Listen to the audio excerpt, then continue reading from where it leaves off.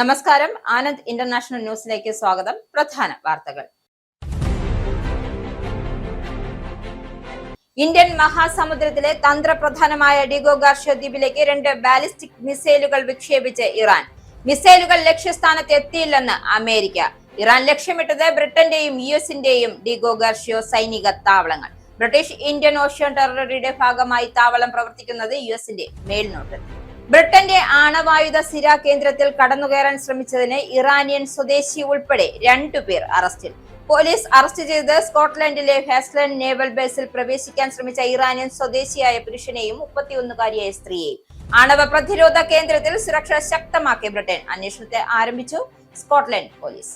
ബ്രിട്ടനിലെ ഗൃഹോപയോഗ വൈദ്യുതി വാതക ചെലവ് ജൂലൈ മുതൽ വലിയ രീതിയിൽ വർദ്ധിക്കും. 1641 പൗണ്ടായ സാധാരണ വാർഷിക ബില്ലിൽ നിന്നും 1973 പൗണ്ടായി ഉയരുമെന്ന റിപ്പോർട്ട്. വർഷത്തിൽ 332 പൗണ്ട് വരെ വർദ്ധിക്കാമെന്ന മുന്നറിയിപ്പുമായി കോൺവാൾ ഇൻസൈറ്റ്.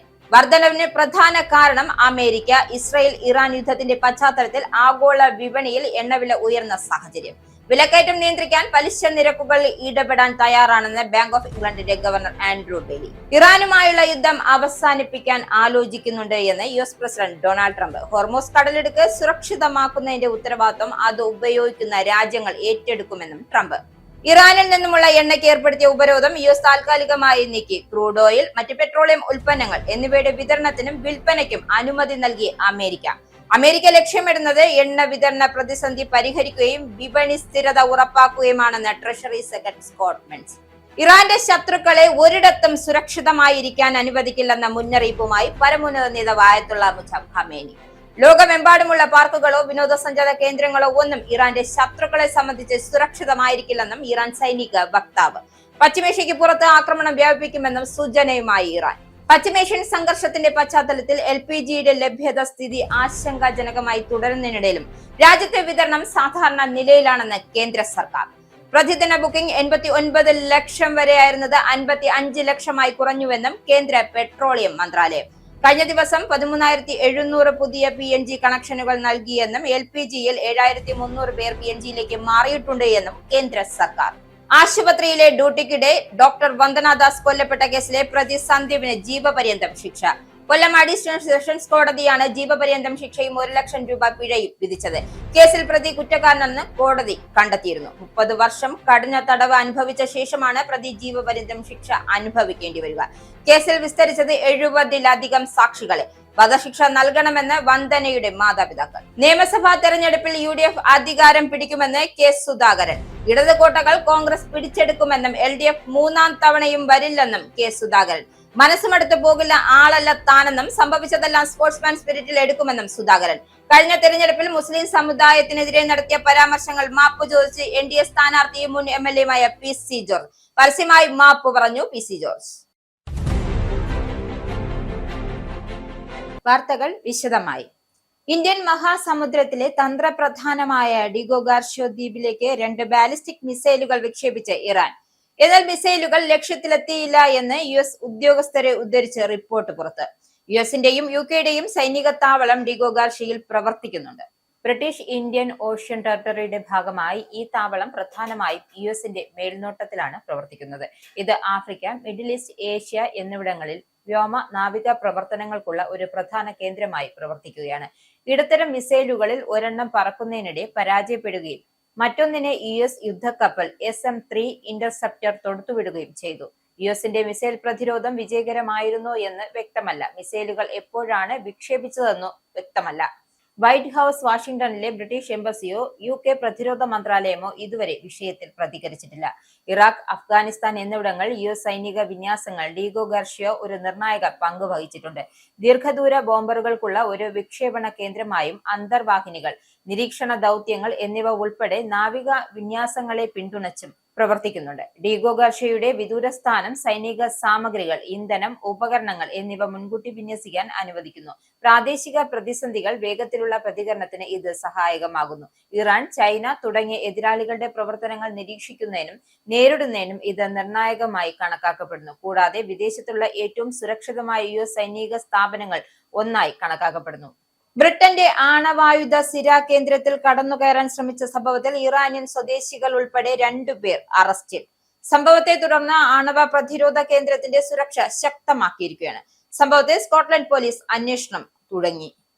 സ്കോട്ട്ലൻഡിലെ ആണവ സബ്മറൈനുകൾ നിലയുറപ്പിച്ചിരിക്കുന്ന ഫാസ്റ്റൈൻ നേവൽ ബേസിൽ പ്രവേശിക്കാൻ ശ്രമിച്ച ഇറാനിയൻ സ്വദേശിയായ 34കാരനെയും 31കാരിയെയും ഒരു സ്ത്രീയെ പോലീസ് അറസ്റ്റ് ചെയ്തു. വ്യാഴാഴ്ച വൈകിട്ട് 5 മണിയോടെ ഇവർ ബേസിൽ പ്രവേശിക്കാൻ അനുമതി ചോദിച്ചുവെങ്കിലും സുരക്ഷാ ഉദ്യോഗസ്ഥർ അത് നിഷേധിക്കുകയായിരുന്നു. പിന്നീട് അധിക സമയം വൈകാതെ തന്നെ പോലീസ് ഇവരെ കസ്റ്റഡിയിലെടുത്തു. സ്ത്രീയുടെ ദേശീയത വ്യക്തമല്ല എങ്കിലും അവർ ഇറാനിയൻ അല്ല എന്നാണ് സൂചന. ബേസിലേക്ക് ബലമായി കയറാൻ ശ്രമിച്ചിട്ടില്ല എന്നും സാധാരണ രീതിയിൽ പ്രവേശനം തേടിയതാണെന്നും അധികൃതർ വ്യക്തമാക്കി. സംഭവത്തിൽ സ്കോട്ട്ലൻഡ് പോലീസ് അന്വേഷണം തുടരുകയാണ്. ഫാസ്റ്റ്ലൈൻ ബേസ് ബ്രിട്ടന്റെ ആണവ പ്രതിരോധ സംവിധാനത്തിന്റെ പ്രധാന കേന്ദ്രമാണ്. ഇവിടെ നിന്നാണ് വാൻഗാർഡ് ക്ലാസ് സബ്മറൈനുകൾ ആണവ മിസൈൽ സംവിധാനം കയറ്റി സമുദ്രത്തിൽ പട്രോളിംഗ് നടത്തുന്നത്. രാജ്യത്തിന്റെ മുഴുവൻ ആണവ ശേഷിയും ഈ സബ്മറൈനുകൾ അധിഷ്ഠിതമായിരിക്കുന്നു. മാസങ്ങളോളം സമുദ്രത്തിനടിയിൽ മറഞ്ഞുകിടക്കാൻ കഴിയുന്ന ഇവയ്ക്ക് ദൂരലക്ഷ്യങ്ങളെ വരെ ആക്രമണം നടത്താനുള്ള ശേഷിയുണ്ട്. 1969 മുതൽ ബ്രിട്ടൻ ഈ രീതിയിൽ ഇടവിടാതെ ആണവ സബ്മറൈനുകൾ പെട്രോളിംഗ് തുടരുന്നുണ്ട്. 2030 ശേഷം നിലവിലെ സബ്മറൈനുകൾക്ക് പകരം പുതിയ ഡ്രെഡ്നോട്ട് ക്ലാസ് സബ്മറൈനുകൾ എത്തുമെന്നാണ് പ്രതീക്ഷ. സംഭവത്തെ തുടർന്ന് സുരക്ഷ ശക്തമാക്കിയതായി പ്രധാനമന്ത്രി കെയർ സ്റ്റാമർ അറിയിച്ചു. മിഡിൽ ഈസ്റ്റിൽ ഇറാനും പാശ്ചാത്യ കൂട്ടാളികളുമായി സംഘർഷം രൂക്ഷമാകുന്ന സാഹചര്യത്തിലാണ് ഈ നടപടി. ബ്രിട്ടീഷ് സൈനിക താവളങ്ങൾക്കും ജീവനക്കാർക്കും പരമാവധി സുരക്ഷ ഉറപ്പാക്കിയിട്ടുണ്ട് എന്നും അദ്ദേഹം കൂട്ടിച്ചേർത്തു. ഫാസ്റ്റ്ലൈൻ ബേസിനു സമീപം 1982 മുതൽ ആണവായുധ വിരുദ്ധ സമര ക്യാമ്പ് പ്രവർത്തിച്ചു വരുന്നതും ശ്രദ്ധേയമാണ്. താച്ചർ സർക്കാരിന്റെ ആണവ പദ്ധതി എതിർത്ത് ആരംഭിച്ച ഈ സമരം ഇന്നും വിവിധ പ്രതിഷേധങ്ങളിലൂടെ തുടരുകയാണ്. ബ്രിട്ടനിൽ ഗൃഹോപയോഗ വൈദ്യുത വാതക ചെലവ് ജൂലൈ മുതൽ വർഷത്തിൽ ഏകദേശം 332 പൗണ്ട് വരെ വർദ്ധിക്കാമെന്ന മുന്നറിയിപ്പുമായി കോൺവാൾ ഇൻസൈറ്റ് രംഗത്ത്. നിലവിൽ 1641 പൗണ്ടായ സാധാരണ വാർഷിക ബിൽ 1973 പൗണ്ടായി ഉയരുമെന്നാണ് റിപ്പോർട്ട്. അമേരിക്ക, ഇസ്രയേൽ, ഇറാൻ സംഘർഷത്തെ തുടർന്ന് ആഗോള വിപണിയിൽ എണ്ണവാതക വില ഉയർന്നതാണ് ഈ വർധനവിന് പ്രധാന കാരണം. എന്നാൽ അടുത്ത മാസങ്ങളിൽ സ്ഥിതിഗതികൾ അനുസരിച്ച് ഈ കണക്ക് മാറാനും സാധ്യതയുണ്ട് എന്ന് വിദഗ്ധർ വിലയിരുത്തുന്നു. ഗൃഹോപയോഗ എനർജി നിരക്കുകൾക്ക് പരമാവധി പരിധി നിശ്ചയിക്കുന്ന ഓഫ്ജം മെയ് 27 പുതിയ പ്രൈസ് ക്യാപ്പ് പ്രഖ്യാപിക്കും. മാർച്ച്, ഏപ്രിൽ, മെയ് മാസങ്ങളിലെ ഹോൾസെയിൽ നിരക്കുകൾ അടിസ്ഥാനമാക്കിയാണ് ഇത് നിശ്ചയിക്കുന്നത്. ഗ്യാസ്, വൈദ്യുതി യൂണിറ്റുകൾ പരമാവധി നിരക്ക് നിശ്ചയിക്കുന്ന ഈ സംവിധാനം 3 മാസത്തിലൊരിക്കൽ പുതുക്കുന്നതാണ്. എന്നാൽ ഇത് യഥാർത്ഥ ബിൽ ഉപഭോഗത്തിന് അനുസരിച്ചാകും. മാർച്ചിലെ ആദ്യ 3 ആഴ്ചകളിൽ തന്നെ ഹോൾസെയിൽ വില ഉയർന്നതിനാൽ ജൂലൈ സെപ്റ്റംബർ കാലയളവിൽ ബിൽ വർധനവ് ഉറപ്പാണെന്നാണ് വിലയിരുത്തൽ. അതേസമയം എനർജി നിരക്കുകളുടെ വെളിച്ചത്തിൽ സഹായം നൽകാനുള്ള സമ്മർദ്ദം സർക്കാരിന് മേൽ ശക്തമാവുകയാണ്. കുറഞ്ഞ വരുമാനക്കാരെ ലക്ഷ്യമിട്ട് സഹായം നൽകുന്ന പദ്ധതികളാണ് പരിഗണിക്കുന്നതെന്നും ധനമന്ത്രി റേച്ചൽ റീവ്സ് വ്യക്തമാക്കി. എല്ലാവർക്കും ഒരുപോലെ സഹായം നൽകുന്നതോ അല്ലെങ്കിൽ ദുർബല വിഭാഗങ്ങൾക്കായി മാത്രം ലക്ഷ്യമിട്ട സഹായമോ എന്ന വിഷയത്തിൽ ചർച്ച തുടരുകയാണ്. 2022 റഷ്യ ഉക്രൈൻ യുദ്ധത്തിന് പിന്നാലെ സർക്കാർ 35 ബില്യൺ പൗണ്ട് ചെലവിൽ പൊതുസഹായ പാക്കേജ് നൽകിയിരുന്നു. കഴിഞ്ഞ ബഡ്ജറ്റിൽ 150 പൗണ്ട് വരെ ബിൽ കുറയ്ക്കുന്ന നടപടികളും എടുത്തിരുന്നു.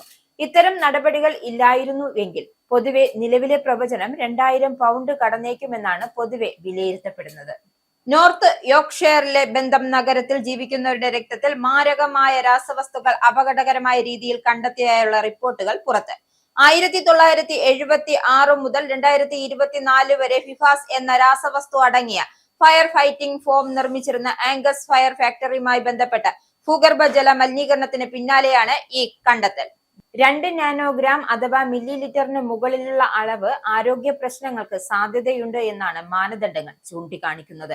എന്നാൽ ബന്ധത്തിൽ ഒരാളിൽ നിന്നും 405 നാനോഗ്രാം അഥവാ മില്ലിലിറ്റർ വരെ കണ്ടെത്തിയതും അതീവ ആശങ്ക ഉണർത്തുന്നതായി വിദഗ്ധർ ചൂണ്ടിക്കാട്ടുന്നു. പരിശോധന നടത്തിയ 39 പേരിൽ 23% പേരും ഉയർന്ന അപകട വിഭാഗത്തിൽ പെടുന്നതായാണ് റിപ്പോർട്ട്.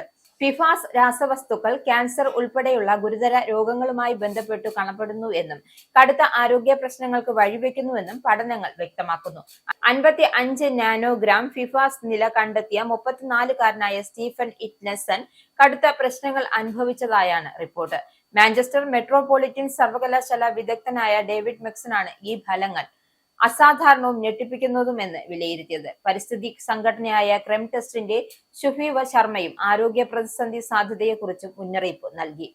ഫാക്ടറിയിലെ ഫയർ ടെസ്റ്റിംഗിൽ വായുവിലേക്ക് ഉയർന്ന ഫിഫാസ് കണങ്ങൾ മഴയിലൂടെയും മണ്ണിലൂടെയും വെള്ളത്തിലെത്തി വീടുകളിലെ തോട്ടവിളകളിലൂടെയും കുടിവെള്ളത്തിലെയും ജനങ്ങളിലെത്തുമെന്നാണ് എൻവയോൺമെന്റ് ഏജൻസി റിപ്പോർട്ടിന്റെ കണ്ടെത്തൽ.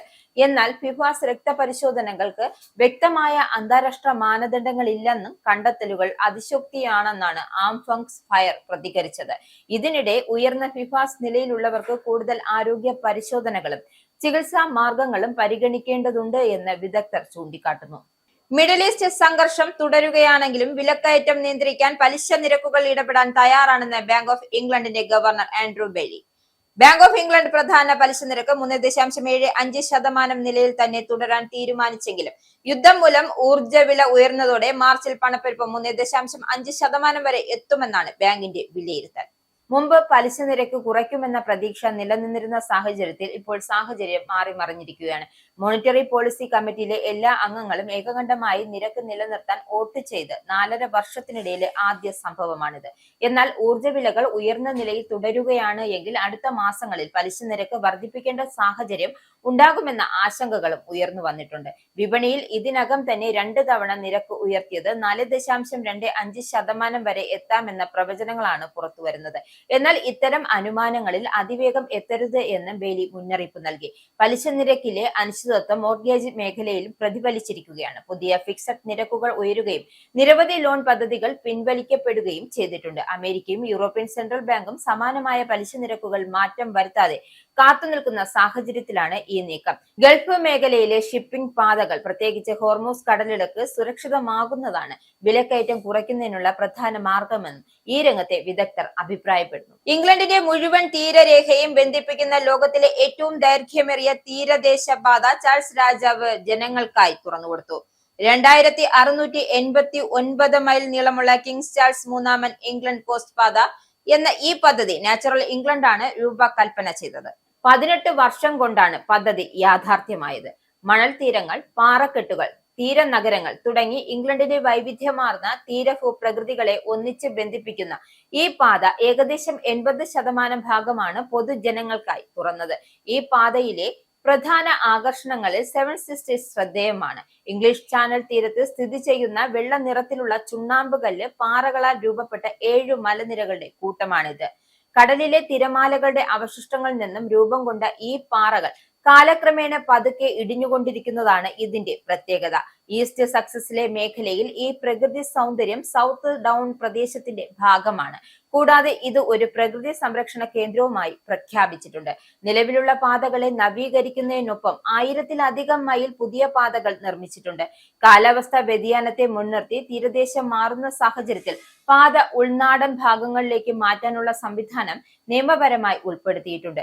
നിരവധി സംഘടനകൾ ദശാബ്ദങ്ങളായി ആവശ്യപ്പെട്ടിരുന്ന ഈ പദ്ധതി പൊതുജനങ്ങൾക്കും തീരപ്രദേശത്തിലേക്കുള്ളവർക്ക് പ്രവേശനം വർദ്ധിപ്പിക്കുന്നതിൽ വലിയ മാറ്റം ഉണ്ടാക്കുമെന്നാണ് വിലയിരുത്തപ്പെടുന്നത്. ഇറാൻ യുദ്ധത്തിൽ ലക്ഷ്യങ്ങൾ കൈവരിക്കുന്നതിന് വളരെ അടുത്തെത്തിയിരിക്കുന്നുവെന്നും യുദ്ധം അവസാനിപ്പിക്കാൻ ആലോചിക്കുന്നുണ്ടെന്നും US president Donald Trump. Hormuz കടലിടുക്ക് സുരക്ഷിതമാക്കുന്നതിന്റെ ഉത്തരവാദിത്വം അത് ഉപയോഗിക്കുന്ന രാജ്യങ്ങൾ ഏറ്റെടുക്കണമെന്നും ട്രംപിന്റെ ആവശ്യം. ട്രൂത്ത് സോഷ്യലിലൂടെയാണ് ട്രംപ് ഇക്കാര്യം അറിയിച്ചത്. ഇറാനിലെ ഭീകര ഭരണകൂടത്തിനെതിരായുള്ള പശ്ചിമേഷ്യയിലെ ഞങ്ങളുടെ മഹത്തായ സൈനിക ശ്രമങ്ങൾ അവസാനിപ്പിക്കുന്നത് പരിഗണിക്കുമ്പോൾ തന്നെ ഞങ്ങളുടെ ലക്ഷ്യങ്ങൾ കൈവരിക്കുന്നത് വളരെ അടുത്താണ്. ഹോർമൂസ് കടലിടുക്ക് ആവശ്യമെങ്കിൽ അത് ഉപയോഗിക്കുന്ന മറ്റ് രാജ്യങ്ങൾ സംരക്ഷിക്കുകയും സുരക്ഷ ഉറപ്പാക്കുകയും ചെയ്യേണ്ടി വരും. അമേരിക്ക അങ്ങനെ ചെയ്യില്ല. ആവശ്യപ്പെട്ടാൽ ഈ രാജ്യങ്ങളുടെ ഹോർമൂസ് ശ്രമങ്ങൾ ഞങ്ങൾ അവരെ സഹായിക്കും. പക്ഷേ ഇറാന്റെ ഭീഷണി ഇല്ലാതാക്കി കഴിഞ്ഞിട്ട് ആവശ്യമായി വരരുത്. പ്രധാനമായും അത് എളുപ്പമുള്ള ഒരു സൈനിക നടപടിയായിരിക്കും എന്നാണ് ട്രംപ് പറഞ്ഞു വെച്ചത്. ഇറാന്റെ സൈനിക ശേഷി ഇല്ലാതാക്കിയെന്നും ട്രംപ് അവകാശപ്പെട്ടു. ഇറാന്റെ മിസൈൽ ശേഷി പൂർണ്ണമായും ഇല്ലാതാക്കി. ഇറാന്റെ പ്രതിരോധ വ്യാവസായിക അടിത്തറ നശിപ്പിച്ച് അവരുടെ നാവികസേനയും വ്യോമസേനയും ഇല്ലാതാക്കുന്നുവെന്നും ട്രംപ് പറഞ്ഞു. ഇറാൻ ഒരിക്കലും ആണവായുധങ്ങൾ വികസിപ്പിക്കുന്നത് അടുത്തെത്തില്ല എന്നും അമേരിക്ക ഉറപ്പാക്കുമെന്നും അദ്ദേഹം കൂട്ടിച്ചേർത്തു. തങ്ങളുടെ പ്രാദേശിക സഖ്യകക്ഷികളെ സുരക്ഷിതമാക്കിയിട്ടുണ്ട് എന്നും ട്രംപ് പറഞ്ഞു. Israel, Saudi Arabia, Qatar, UAE, Bahrain, Kuwait തുടങ്ങിയ പശ്ചിമേഷ്യൻ സഖ്യകക്ഷികളെ ഉയർന്ന തലത്തിൽ സംരക്ഷിക്കുന്നുവെന്നും ട്രംപ് കുറിച്ചു. അതേസമയം പശ്ചിമേഷ്യയിലേക്ക് കൂടുതൽ നാവികരെ US അയച്ചിട്ടുണ്ട്. ജപ്പാനിൽ നിന്നും മറ്റുമായി പശ്ചിമേഷ്യയിലേക്ക് US നാവികരെ എത്തുന്നുണ്ട്. ഒരിടത്തും സുരക്ഷിതരായിരിക്കാൻ ഇറാന്റെ ശത്രുക്കളെ അനുവദിക്കില്ലെന്ന മുന്നറിയിപ്പുമായി പരമോന്നത നേതാവ് ആയത്തുള്ള അലി മുജാബ് ഖമേനി. ഇന്റലിജൻസ് മന്ത്രി ഇസ്മായിൽ ഖാലിദിനെ ഇസ്രായേൽ വധിച്ചതിന് പിന്നാലെ ഖമേനിയുടെ പേരിൽ പ്രസിഡന്റ് മസൂദ് പെഷഷ്കിയാൻ അയച്ച പ്രസ്താവനയിലാണ് ഭീഷണി. ഇറാന്റെ ശത്രുക്കളെ സംബന്ധിച്ച് ലോകമെമ്പാടുമുള്ള പാർക്കുകളോ വിനോദസഞ്ചാര കേന്ദ്രങ്ങളോ ഒന്നും സുരക്ഷിതമായിരിക്കില്ലെന്ന് ഇറാൻ സൈനിക വക്താവ് ജനറൽ അബോൾ ഫൈസൽ ഷെക്കാർഷിയും മുന്നറിയിപ്പ് നൽകി. പശ്ചിമേഷ്യയ്ക്ക് പുറത്തേക്ക് ആക്രമണം വ്യാപിപ്പിക്കുമെന്നും സൂചന ഇറാന്റെ ഭാഗത്തു നിന്നും ഇത് ആദ്യമാണ്. യുദ്ധം തുടങ്ങിയതിനു ശേഷം ഇതുവരെ ഖമേനി പൊതുവിടത്തിൽ പ്രത്യക്ഷപ്പെട്ടിരുന്നില്ല. പിതാവും മുൻ പരമോന്നത നേതാവുമായ ആയത്തുള്ള അലി ഖമേനി മറ്റു കുടുംബാംഗങ്ങളും കൊല ചെയ്യപ്പെട്ട ശേഷം ഫെബ്രുവരി 28-ന് ഇസ്രായേൽ US ആക്രമണത്തിൽ മുസ്തഫയ്ക്ക് പരിക്കേറ്റിരുന്നു. അതിനിടെ ഇറാനെ ആക്രമിക്കുന്നതിനായി ഏതെങ്കിലും സേനാ താവളങ്ങൾ US വിട്ടു നൽകിയാൽ യുദ്ധത്തിൽ നേരിട്ട് പങ്കാളിയായതായി കണക്കാക്കുമെന്നും ബ്രിട്ടൻ ഇറാൻ വിദേശകാര്യമന്ത്രി അബ്ബാസ് അരാജി മുന്നറിയിപ്പ് നൽകി. ബ്രിട്ടീഷ് വിദേശകാര്യമന്ത്രി എവറ്റ് കൂപ്പറുമായി നടത്തിയ ഫോൺ ചർച്ചയിലാണ് മുന്നറിയിപ്പ്. ഇറാനിൽ നിന്നുള്ള എണ്ണയ്ക്ക് ഏർപ്പെടുത്തിയ ഉപരോധം US താൽക്കാലികമായി നീട്ടി. മാർച്ച് 20-ന് മുമ്പ് കപ്പലുകളിലേക്ക് മാറ്റിയ ഇറാൻ ക്രൂഡ് ഓയിൽ, മറ്റ് പെട്രോളിയം ഉൽപ്പന്നങ്ങൾ എന്നിവയുടെ വിതരണത്തിനും വിൽപ്പനയ്ക്കും അനുമതി. ഏപ്രിൽ 19 വരെ ഈ അനുമതി നിലനിൽക്കുമെന്നും US പ്രസ്താവനയിൽ അറിയിച്ചു. ഇറാനെതിരെ USഉം ഇസ്രയേലും നടത്തിവരുന്ന യുദ്ധത്തെ തുടർന്ന് നിലനിൽക്കുന്ന എണ്ണ വിതരണ പ്രതിസന്ധി പരിഹരിക്കുകയും വിപണി സ്ഥിരത ഉറപ്പാക്കുകയാണ് ഇതുവഴി ലക്ഷ്യമിടുന്നതെന്ന് ട്രഷറി സെക്രട്ടറി സ്കോട്ട് ബെൻസൺ വിശദീകരിച്ചു. ഈ ഇളവ് ക്യൂബ, ഉത്തര കൊറിയ, ഉക്രൈനിലെ റഷ്യൻ അധിനിവേശ പ്രദേശങ്ങൾ എന്നിവിടങ്ങളിലേക്കുള്ള എണ്ണ വിതരണത്തിന് ബാധകമായിരിക്കില്ല. വിദേശ ആസ്തി നിയന്ത്രണ ഓഫീസിന്റെ ഈ നീക്കം റഷ്യൻ എണ്ണയുടെ മേലുള്ള ഉപരോധം ഭാഗികമായും നീക്കിയെന്ന് സമാനമാണെന്നും ഹോർമൂസ് കടലിടുക്കിൽ ഇറാൻ ഏർപ്പെടുത്തിയ ഉപരോധവും പശ്ചിമേഷ്യയിലെ ഊർജ്ജ മേഖല ലക്ഷ്യമാക്കി നടത്തിയ നിരവധി ആക്രമണങ്ങളും കാരണം ആഗോള വിപണിയിൽ ക്രൂഡ് ഓയിൽ വില കുത്തനെ ഉയർന്നിരുന്നു. നിലവിൽ ഉപരോധം നേരിടുന്ന ഇറാനിൽ നിന്നുമുള്ള എണ്ണ ചൈന കുറഞ്ഞ വിലയ്ക്ക് ശേഖരിക്കുകയാണ് ചെയ്യുന്നത്. ഈ ശേഖരം ലോകത്തിനായി താൽക്കാലികമായി തുറന്നുകൊടുക്കുന്നുവെന്നും ഏകദേശം 140 ദശലക്ഷം ബാരൽ എണ്ണ ആഗോള വിപണിയിലേക്ക് എത്തുകയും ഇറാന്റെ നടപടി കാരണം താൽക്കാലികമായി സംഭവിച്ച വിതരണം സമ്മർദ്ദം ലഘൂകരിക്കാൻ സഹായിക്കുകയും ചെയ്യുമെന്നും ബെൻസൺ കൂട്ടിച്ചേർത്തു. കുവൈറ്റിൽ നിന്നും കൊച്ചി, തിരുവനന്തപുരം ഉൾപ്പെടെയുള്ള നഗരങ്ങളിലേക്ക് വിമാന സർവീസുകൾ പുനരാരംഭിക്കുമെന്ന് ജസീറ എയർവേസ്. കുവൈറ്റ് വിമാനത്താവളം അടച്ചിട്ടിരിക്കുന്നതിനാൽ സൗദിയിലെ ഹഫർ അൽ ബത്തീൻ ഹൈസുമായുള്ള വിമാനത്താവളത്തിൽ നിന്നായിരിക്കും സർവീസുകൾ. ടിക്കറ്റുകൾ കുവൈറ്റിൽ നിന്ന് ബുക്ക് ചെയ്യാം. ഹൈസുമ വിമാനത്താവളത്തിൽ നിന്നും കുവൈറ്റിലേക്കും തിരിച്ചും ബസ്സിലാണ് യാത്രക്കാരെ എത്തിക്കുക. കൊച്ചിയിൽ നിന്നും ഗൾഫിലേക്കുള്ള വിമാന സർവീസുകളുടെ 70% പുനഃസ്ഥാപിച്ചതായും സിയാൽ അധികൃതർ അറിയിച്ചു. കഴിഞ്ഞ ദിവസം കൊച്ചിയിലേക്ക് 21 വിമാനങ്ങളും കൊച്ചിയിൽ നിന്ന് 19 വിമാനങ്ങളും സർവീസ് നടത്തി. അബുദാബിയിൽ നിന്നും കൊച്ചിയിലേക്ക് 5 സർവീസുകൾ ഉണ്ടായിരുന്നു. ദുബായ്, മസ്കറ്റ് എന്നിവിടങ്ങളിൽ നിന്നും 3 വീതവും സർവീസുകൾ നടത്തി. റിയാദ്, ദമാം, ഷാർജ, ജിദ എന്നിവിടങ്ങളിൽ നിന്നും 2 വീതവും, റാസൽ അൽ ഖൈമ, ദോഹ എന്നിവിടങ്ങളിൽ നിന്ന് ഓരോ സർവീസുകളും ഉണ്ടായിരുന്നു. അബുദാബിയിലേക്ക് കൊച്ചിയിൽ നിന്നും 4 സർവീസുകൾ ഉണ്ടായിരുന്നു. ദുബായ്, മസ്കറ്റ് എന്നിവിടങ്ങളിലേക്ക് 3 സർവീസുകൾ വീതം നടത്തി. കോഴിക്കോട് നിന്നുള്ള 36 സർവീസുകൾ റദ്ദാക്കി. കരിപ്പൂരിൽ നിന്നും പുറപ്പെടാനുള്ള 19 വിമാനങ്ങളും കരിപ്പൂരിൽ എത്താനുള്ള 17 വിമാനങ്ങളുമാണ് റദ്ദാക്കിയത്. ഇനി പൗണ്ട്, യൂറോ, ഡോളർ, രൂപ ഇന്നത്തെ വിനിമയ നിരക്ക്. 1 പൗണ്ട് 125.23 ഇന്ത്യൻ രൂപ, 1 pound 1.15 euro, 1 US dollar 93.69 Indian രൂപ, 1 യൂറോ 108.18 ഇന്ത്യൻ രൂപ, 1 pound 1.34 US dollar, 1 Canadian dollar 68.12 Indian രൂപ. ഇനിയൊരു ഇടവേള. വീണ്ടും വാർത്തകളിലേക്ക്. പശ്ചിമേഷ്യൻ സംഘർഷത്തിന്റെ പശ്ചാത്തലത്തിൽ LPG ലഭ്യതയുടെ സ്ഥിതി ആശങ്കാജനകമായി തുടരുകയാണെങ്കിലും രാജ്യത്തെ വിതരണം സാധാരണ നിലയിലാണെന്ന് കേന്ദ്ര സർക്കാർ. പരിഭ്രാന്തി കൊണ്ട് പ്രതിദിനം ബുക്കിംഗ് 89 ലക്ഷം വരെയായിരുന്നത് 55 ലക്ഷമായി കുറഞ്ഞു. കഴിഞ്ഞ ദിവസങ്ങളിൽ 13,700 പുതിയ PNG കണക്ഷനുകൾ നൽകി. LPGയിൽ 7,300 പേർ PNGയിലേക്ക് മാറിയിട്ടുണ്ട് എന്ന് പെട്രോളിയം മന്ത്രാലയം വ്യക്തമാക്കി. LPGയുടെ ലഭ്യതക്കുറവ് ഗാർഹിക ഉപയോക്താക്കളെ ബാധിക്കാതിരിക്കാനാണ് നടപടികൾ സ്വീകരിക്കുന്നതെന്ന് മന്ത്രാലയം കൂട്ടിച്ചേർത്തു. വാണിജ്യ LPGയുടെ വിതരണം സംസ്ഥാനങ്ങൾ നിശ്ചയിച്ച മുൻഗണന പ്രകാരമാണ് നടത്തുന്നത്. സിലിണ്ടറുകളുടെ കരിഞ്ചന്തയും പൂഴ്ത്തിവെപ്പും തടയാൻ കേരളം ഉൾപ്പെടെ വിവിധ സംസ്ഥാനങ്ങളിലായി 4,500 റെയ്ഡുകൾ നടത്തി. പ്രീമിയം പെട്രോളിന്റെ വിലയിൽ നേരിയ വർധനവ് വരുത്തിയത് സാധാരണക്കാരെ ബാധിക്കില്ലെന്നും കേന്ദ്രം. ആകെ വിൽക്കുന്ന പെട്രോളിൽ 3-4% മാത്രമേ പ്രീമിയം പെട്രോൾ വരുന്നുള്ളൂ. പെട്രോളിന്റെയും ഡീസലിന്റെയും വില നിശ്ചയിക്കുന്നത് എണ്ണ കമ്പനികളാണെന്നും സർക്കാരല്ലെന്നും പെട്രോളിയം വകുപ്പ് ജോയിന്റ് സെക്രട്ടറി വ്യക്തമാക്കി. സംഘർഷഭരിതമായ ഹോർമൂസ് കടലിടുക്ക് കടക്കാൻ 2 ഇന്ത്യൻ LPG ടാങ്കറുകൾ കൂടി തയ്യാറെടുക്കുന്നു. റോയിട്ടേഴ്സ് ആണ് ഇക്കാര്യം റിപ്പോർട്ട് ചെയ്തിരിക്കുന്നത്. ഇന്ത്യൻ പതാകയുള്ള 2 LPG ടാങ്കറുകൾ ഉടൻ ഹോർമൂസ് കടക്കുമെന്ന് കപ്പൽ ഗതാഗത ഡാറ്റയും വ്യാപാര ഉറവിടങ്ങളെയും ഉദ്ധരിച്ച് റോയിട്ടേഴ്സ് റിപ്പോർട്ട് ചെയ്തു. ഷാർജയ്ക്ക് സമീപം നങ്കൂരമിട്ടിരുന്ന ഇന്ത്യൻ LPG ടാങ്കറുകളായ പൈൻ ഗ്യാസ്, ജഗ് വസന്ത് എന്നിവയാകും ഹോർമൂസ് കടക്കുകയെന്ന് സൂചന. ഈ 2 കപ്പലുകൾ ശനിയാഴ്ച പുറപ്പെട്ടേക്കുമെന്നാണ് വിവരം. എന്നാൽ ഔദ്യോഗികമായി ഇക്കാര്യത്തിൽ സ്ഥിരീകരണം എത്തിയിട്ടില്ല. 22 ഇന്ത്യൻ കപ്പലുകളാണ് ഹോർമൂസ് കടക്കാൻ കഴിയാതെ കിടക്കുന്നത്. ജഗത് വസന്ത് BPCLനായി പൈൻ ഗ്യാസ് ഇന്ത്യൻ ഓയിൽ കോർപ്പറേഷനും ചാർട്ട് ചെയ്ത ടാങ്കറുകളാണ്. ഇതിനിടെ ജപ്പാൻ കപ്പലുകൾക്ക് ഹോർമൂസ് കടലിടുക്ക് കടക്കാൻ അനുമതി നൽകാൻ തയ്യാറാണെന്ന് ഇറാനിയൻ വിദേശകാര്യമന്ത്രി വ്യക്തമാക്കി. ജപ്പാൻ സർക്കാരുമായി ഇറാൻ ചർച്ച നടത്തി വരികയാണെന്നും അദ്ദേഹം കൂട്ടിച്ചേർത്തു. കഴിഞ്ഞയാഴ്ച ഇന്ത്യൻ പതാകയുള്ള 2 LPG കപ്പലുകൾ കടലിടുക്കിലൂടെ കടന്നുപോകാൻ ഇറാൻ അനുവദിച്ചിരുന്നു. ഈ കപ്പലുകൾ ഇന്ത്യൻ തുറമുഖങ്ങൾ എത്തുകയും ചെയ്തു. പ്രമുഖ വാർത്താ ഏജൻസിയായ യുണൈറ്റഡ് ന്യൂസ് ഓഫ് ഇന്ത്യയുടെ ഡൽഹി ഓഫീസ് പോലീസ് സീൽ ചെയ്തു. റഫി മാർഗിലെ ഓഫീസിലെത്തിയ പോലീസ് നടപടികൾ പൂർത്തിയാക്കി കെട്ടിടം ഏറ്റെടുത്തു. കേന്ദ്ര ഭവന നഗരകാര്യ മന്ത്രാലയത്തിന് കീഴിലുള്ള ഭൂമി അനുവദിച്ചത് റദ്ദാക്കിയതിനെതിരെ UNI നൽകിയ ഹർജി ഹൈക്കോടതി തള്ളിയതോടെയാണ് നടപടി. പോലീസ് നടപടി മാധ്യമ സ്വാതന്ത്ര്യത്തിന്മേലുള്ള കടന്നുകയറ്റമാണെന്ന് UNI ആരോപിച്ചു. വനിതാ മാധ്യമ പ്രവർത്തകരെ പോലീസ് കയ്യേറ്റം ചെയ്തുവെന്നും ജീവനക്കാരെ ബലമായി പുറത്താക്കുകയെന്നും ആരോപിച്ചു. ഒരു വനിതാ മാധ്യമ പ്രവർത്തക നിലത്തു വീഴുന്ന ദൃശ്യങ്ങൾ ഉൾപ്പെടെയുള്ള വീഡിയോ ഏജൻസി പങ്കുവച്ചിട്ടുണ്ട്. അതേസമയം കോടതി ഉത്തരവ് പ്രകാരം നിയമപരമായ നടപടിയാണ് പാലിച്ചതെന്നും deputy police commissioner Sachin Sharma വ്യക്തമാക്കിയിട്ടുണ്ട്. ആശുപത്രിയിലെ ഡ്യൂട്ടിക്കിടെ ഡോക്ടർ വന്ദന ദാസ് കൊല്ലപ്പെട്ട കേസിലെ പ്രതി സന്ദീപിന് ജീവപര്യന്തം ശിക്ഷ. 30 വർഷം കഠിന തടവ് അനുഭവിച്ചതിനു ശേഷമാണ് പ്രതി ജീവപര്യന്തം ശിക്ഷ അനുഭവിക്കേണ്ടി വരിക. കൊല്ലം അഡീഷണൽ സെഷൻസ് കോടതിയാണ് ജീവപര്യന്തം ശിക്ഷയും 1 ലക്ഷം രൂപ പിഴയും വിധിച്ചത്. കേസിൽ പ്രതി കുറ്റക്കാരനെന്ന് കോടതി കണ്ടെത്തിയിരുന്നു. കേസിൽ 70-ലധികം സാക്ഷികളെ കോടതിയിൽ വിസ്തരിച്ചിരുന്നു. പിന്നാലെയാണ് കോടതി നിർണായകമായ ശിക്ഷ വിധിച്ചത്. 2023 മെയ് 10-നായിരുന്നു കേസിനാസ്പദമായ സംഭവം. കൊട്ടാരക്കര താലൂക്ക് ആശുപത്രിയിൽ ജോലിക്കിടെ ചികിത്സയ്ക്ക് കൊണ്ടുവന്ന രോഗിയായ സന്ദീപ് ഡോക്ടർ വന്ദനയെ ആക്രമിക്കുകയായിരുന്നു. അയൽവാസിയുമായുള്ള സംഘർഷത്തിൽ പരിക്കേറ്റ് ചികിത്സയ്ക്കായി പോലീസുകാർ ആശുപത്രിയിൽ എത്തിച്ചതായിരുന്നു കേസിലെ പ്രതിയായ സന്ദീപിനെ. പരിശോധനയ്ക്ക് പിന്നാലെ സന്ദീപ് പ്രകോപിതനാവുകയും ആശുപത്രിയിൽ എത്തിച്ച അയൽവാസിയെ ആദ്യം ആക്രമിക്കുകയും ചെയ്തു. പിന്നാലെയാണ് സ്ഥലത്തുണ്ടായിരുന്ന പോലീസുകാരെയും ഡോക്ടർ വന്ദനയും സന്ദീപ് ആക്രമിച്ചത്. മേശപ്പുറത്തുണ്ടായിരുന്ന കത്രിക ഉപയോഗിച്ചാണ് വന്ദനയെ സന്ദീപ് ആക്രമിച്ചത്. കഴുത്തിലും മുതുകിലും അടക്കം വന്ദനയ്ക്ക് 6ഓളം കുത്തുകളേറ്റു. വന്ദനയുടെ നിലവിളി കേട്ട് ഓടിയെത്തിയ പോലീസും സഹപ്രവർത്തകരും ഏറെ പണിപ്പെട്ടാണ് പ്രതിയെ കീഴ്പ്പെടുത്തിയത്.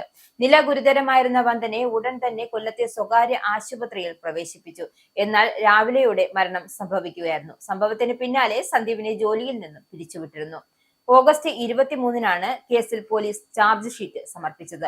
ആക്രമണം മനഃപൂർവ്വം ആയിരുന്നുവെന്നും പ്രതിക്ക് മാനസിക രോഗലക്ഷണങ്ങൾ ഇല്ല എന്നും വ്യക്തമാക്കുന്നതായിരുന്നു ഫോറൻസിക് റിപ്പോർട്ട്. കേസ് CBIക്ക് കൈമാറണമെന്ന ആവശ്യവുമായി ഹൈക്കോടതിയിൽ അപേക്ഷ വന്ദനയുടെ കുടുംബം നൽകിയെങ്കിലും കോടതി ഈ ആവശ്യം തള്ളിയിരുന്നു. കേസിൽ വിചാരണ നടപടികൾ വേഗത്തിലാക്കണമെന്നും കാലതാമസമില്ലാതെ നടപടികൾ പൂർത്തിയാക്കണമെന്നും വിചാരണ കോടതി ഹൈക്കോടതിക്ക് നിർദ്ദേശം നൽകുകയും ചെയ്തിരുന്നു. പ്രതിക്ക് മാനസിക പ്രശ്നങ്ങൾ ഉണ്ടായിരുന്നു എന്നായിരുന്നു പ്രതിഭാഗം വാദിച്ചത്.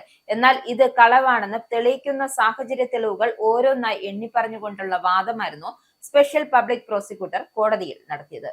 നിയമസഭാ തെരഞ്ഞെടുപ്പിൽ UDF അധികാരം പിടിച്ചെടുക്കുമെന്ന് കെ സുധാകരൻ.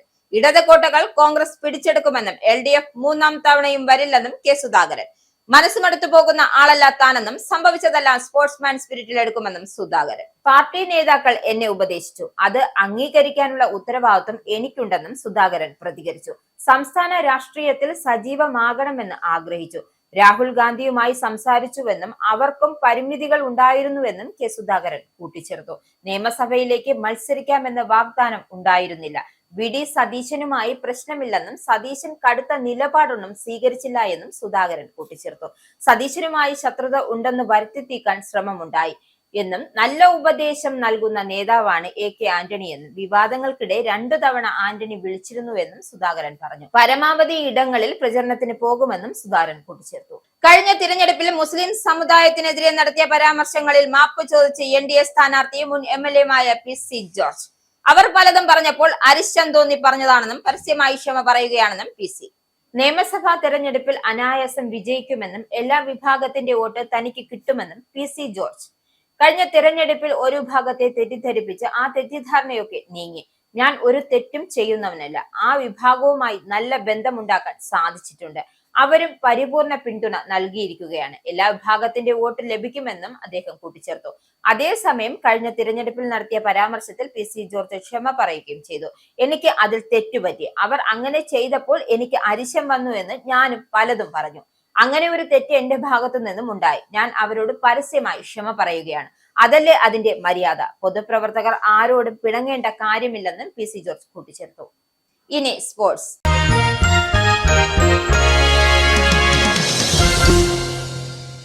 ഫുട്ബോൾ ലോകകപ്പിന് മുന്നോടിയായി മാർച്ച് ഏപ്രിൽ മാസങ്ങളിൽ നടക്കാനിരിക്കുന്ന സൗഹൃദ മത്സരങ്ങൾക്കുള്ള പോർച്ചുഗൽ സ്ക്വാഡിനെ പ്രഖ്യാപിച്ചു. പരിക്ക് കാരണം വിശ്രമത്തിൽ തുടരുന്ന സൂപ്പർ താരവും പോർച്ചുഗലിന്റെ ക്യാപ്റ്റനുമായ ക്രിസ്ത്യാനോ റൊണാൾഡോ ടീമിൽ ഇടം പിടിച്ചില്ല. റൊണാൾഡോയ്ക്ക് പകരക്കാരനായ ബ്രഗ മുന്നേറ്റ താരം റിക്കാർഡോ ഹോർട്ട ടീമിലേക്ക് തിരികെ എത്തും. കാലിനേറ്റ പരിക്കാണ് റൊണാൾഡോയ്ക്ക് തിരിച്ചടിയായത്. പരിക്ക് സാരമുള്ളതല്ല എന്നും എന്നാൽ റിസ്ക് എടുക്കാനില്ല എന്നും പോർച്ചുഗൽ പരിശീലകൻ റോബർട്ട് മാർട്ടിനസ് വ്യക്തമാക്കിയിരിക്കുകയാണ്. 2-3 ആഴ്ച സൂപ്പർ താരത്തിന് വിശ്രമം വേണ്ടിവരുമെന്നും പരിശീലകൻ കൂട്ടിച്ചേർത്തു. മെക്സിക്കോ USA ടീമുകൾക്കെതിരെയാണ് പോർച്ചുഗൽ സൗഹൃദ പോരാട്ടത്തിനൊരുങ്ങുന്നത്. ഈ മാസം 29-നാണ് മെക്സിക്കോക്കെതിരായ പോരാട്ടം. ഏപ്രിൽ 1-ന് US-മായി പോർച്ചുഗൽ ഏറ്റുമുട്ടും. പ്രധാന വാർത്തകൾ ഒരിക്കൽ കൂടി. ഇന്ത്യൻ മഹാസമുദ്രത്തിലെ തന്ത്രപ്രധാനമായ ഡിഗോ ഗാർഷ്യോ ദ്വീപിലേക്ക് 2 ബാലിസ്റ്റിക് മിസൈലുകൾ വിക്ഷേപിച്ച് ഇറാൻ. മിസൈലുകൾ ലക്ഷ്യസ്ഥാനത്ത് എത്തിയില്ലെന്ന് അമേരിക്ക. ഇറാൻ ലക്ഷ്യമിട്ടത് ബ്രിട്ടന്റെയും US-ന്റെയും ഡിഗോ ഗാർഷ്യോ സൈനിക താവളങ്ങൾ. ബ്രിട്ടീഷ് ഇന്ത്യൻ ഓഷ്യൻ ടെറിട്ടറിയുടെ ഭാഗമായി താവളം പ്രവർത്തിക്കുന്നത് US-ന്റെ മേൽനോട്ടത്തിൽ. ബ്രിട്ടന്റെ ആണവായുധ സ്ഥിര കേന്ദ്രത്തിൽ കടന്നുകയറാൻ ശ്രമിച്ചതിന് ഇറാനിയൻ സ്വദേശി ഉൾപ്പെടെ 2 പേർ അറസ്റ്റിൽ. പോലീസ് അറസ്റ്റ് ചെയ്ത് സ്കോട്ട്ലൻഡിലെ ഹാസ്ലൻഡ് നേവൽ ബേസിൽ പ്രവേശിക്കാൻ ശ്രമിച്ച ഇറാനിയൻ സ്വദേശിയായ പുരുഷനെയും 31-കാരിയായ സ്ത്രീയെയും.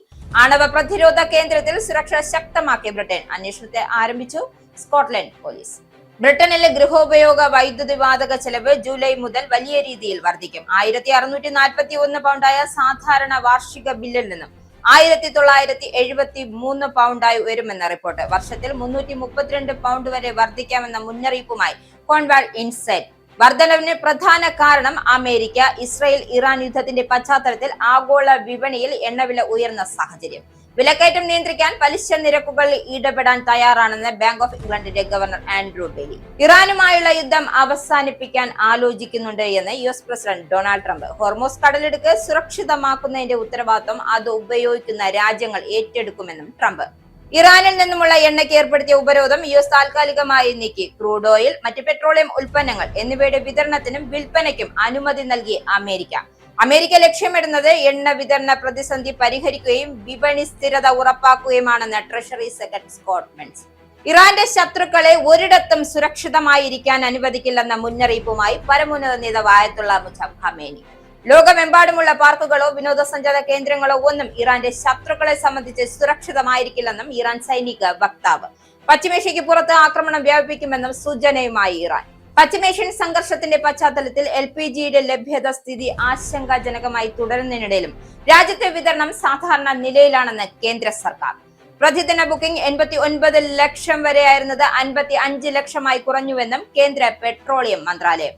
കഴിഞ്ഞ ദിവസം 13,700 പുതിയ PNG കണക്ഷനുകൾ നൽകിയെന്നും LPGയിൽ 7,300 പേർ PNGയിലേക്ക് മാറിയിട്ടുണ്ട് എന്നും കേന്ദ്ര സർക്കാർ. ആശുപത്രിയിലെ ഡ്യൂട്ടിക്കിടെ ഡോക്ടർ വന്ദനാദാസ് കൊല്ലപ്പെട്ട കേസിലെ പ്രതി സന്ദീപിന് ജീവപര്യന്തം ശിക്ഷ. കൊല്ലം അഡീഷണൽ സെഷൻസ് കോടതിയാണ് ജീവപര്യന്തം ശിക്ഷയും 1 ലക്ഷം രൂപ പിഴയും വിധിച്ചത്. കേസിൽ പ്രതി കുറ്റക്കാരനെന്ന് കോടതി കണ്ടെത്തിയിരുന്നു. 30 വർഷം കഠിന തടവ് അനുഭവിച്ച ശേഷമാണ് പ്രതി ജീവപര്യന്തം ശിക്ഷ അനുഭവിക്കേണ്ടി വരിക. കേസിൽ വിസ്തരിച്ചത് 70-ലധികം സാക്ഷികളെ. വധശിക്ഷ നൽകണമെന്ന് വന്ദനയുടെ മാതാപിതാക്കൾ. നിയമസഭാ തെരഞ്ഞെടുപ്പിൽ UDF അധികാരം പിടിക്കുമെന്ന് K സുധാകരൻ. ഇടത് കോട്ടകൾ കോൺഗ്രസ് പിടിച്ചെടുക്കുമെന്നും LDF 3ാം തവണയും വരില്ലെന്നും K സുധാകരൻ. മനസ്സുമടുത്ത് പോകില്ല ആളല്ല താനെന്നും സംഭവിച്ചതെല്ലാം സ്പോർട്സ്മാൻ സ്പിരിറ്റിൽ എടുക്കുമെന്നും സുധാകരൻ. കഴിഞ്ഞ തെരഞ്ഞെടുപ്പിൽ മുസ്ലിം സമുദായത്തിനെതിരെ നടത്തിയ പരാമർശങ്ങൾ മാപ്പ് ചോദിച്ച് NDA സ്ഥാനാർത്ഥിയും മുൻ MLA PC ജോർജ് പരസ്യമായി മാപ്പ് പറഞ്ഞു. PC George. ഈ ബുള്ളറ്റിൻ ഇവിടെ സമാപിക്കുന്നു. നന്ദി, നമസ്കാരം.